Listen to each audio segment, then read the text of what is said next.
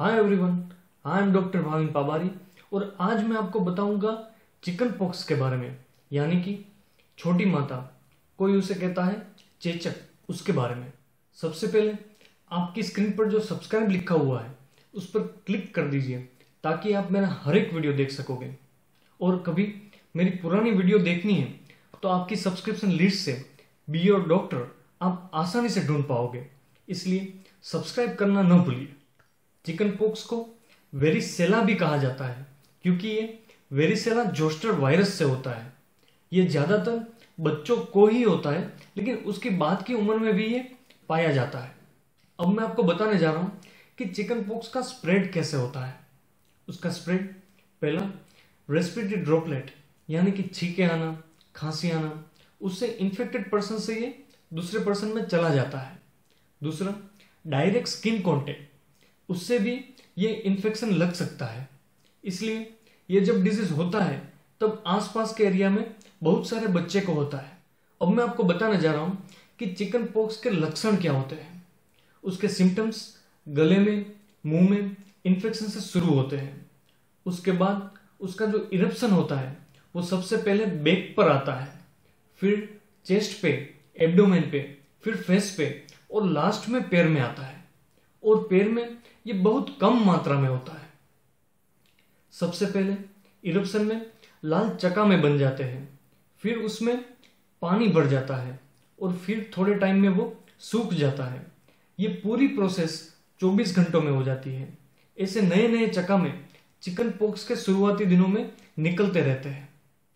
जैसे जैसे चका में निकलते रहते हैं उसके साथ बुखार आना, गले में दर्द होना, सर में दर्द होना, ऐसे लक्षण भी चिकन पॉक्स में आते हैं। अब एक इंटरेस्टिंग बात मैं आपको बता दूं कि चिकन पॉक्स का जब इरप्शन निकला हो उसके 3-4 दिन पहले से लेके जब तक सारे चका में सूख न जाए तब तक वो पर्सन इन्फेक्टिव है, यानी कि वो दूसरे को इन्फेक्शन दे सकता है।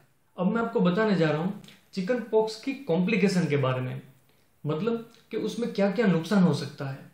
पहला, उसमें जो इरप्शन होता है उसमें जो इचिंग होती है, खुजली आती है, उससे बैक्टीरियल इन्फेक्शन होने का चांसेस रहता है।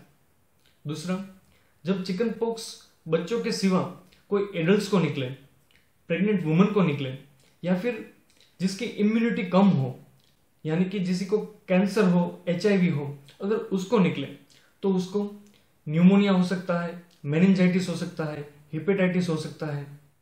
और जब प्रेग्नेंट वुमन को ये इन्फेक्शन होता है तो खुद को और उसके बच्चे को दोनों को नुकसान होने की पूरी संभावना है।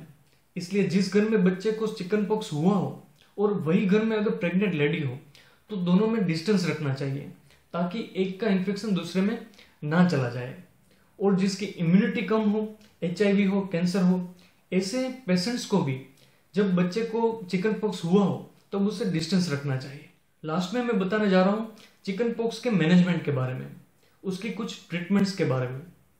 चिकन पॉक्स का जब इरप्शन निकलता है तब शुरुआती 2 दिन में, यानी कि 48 घंटे में ही उसकी एंटीवायरल ट्रीटमेंट कुछ काम आती है। फिर भी उसकी एफिशिएंसी बहुत कम है, इसलिए चिकन पॉक्स में एंटीवायरल ट्रीटमेंट का उपयोग बहुत कम होता है। जिसको चिकन पॉक्स के इन्फेक्शन से नुकसान होने की संभावना है, जिसकी इम्यूनिटी कम है, प्रेग्नेंट वुमन है, उसको डॉक्टर से सलाह लेनी चाहिए, उससे ट्रीटमेंट लेनी चाहिए। उसकी ट्रीटमेंट में वेरिसेला जोस्टर इम्यूनोग्लोबुलिन ट्रीटमेंट में दिया जाता है। बच्चों के लिए भी उसके लिए वैक्सीन्स आती हैं। इसका इन्फेक्शन लाइफ में एक ही बार हो पाता है, दूसरी बार ये होने की संभावना नहीं रहती है। जब इन्फेक्शन लगता है तो वो हमारी बॉडी में लेटेंट फॉर्म में पड़ा रहता है। जब कुछ सालों बाद वो एक्टिवेट हो जाए तो फिर से स्किन में रेसिस होने लगते हैं, जिसको चिकन पॉक्स नहीं लेकिन हर्पिस जोस्टर कहा जाता है।